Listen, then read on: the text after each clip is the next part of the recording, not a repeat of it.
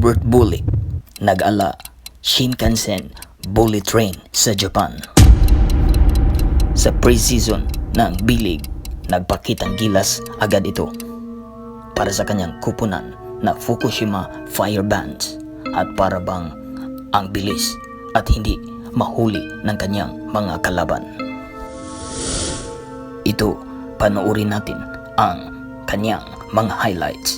This is Bizdag Travel Sports.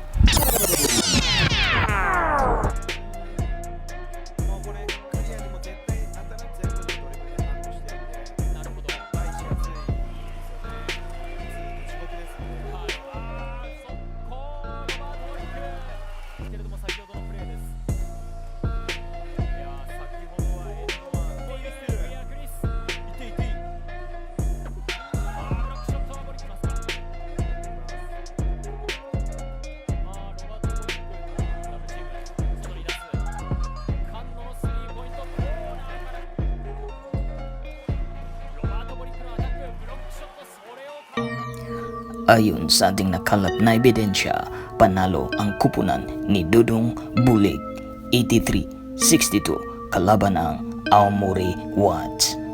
This is Bizdag Travel Sports. Huwag kalimutan i-subscribe at i-like ang ating Soco edition Bizdag Travel Sports.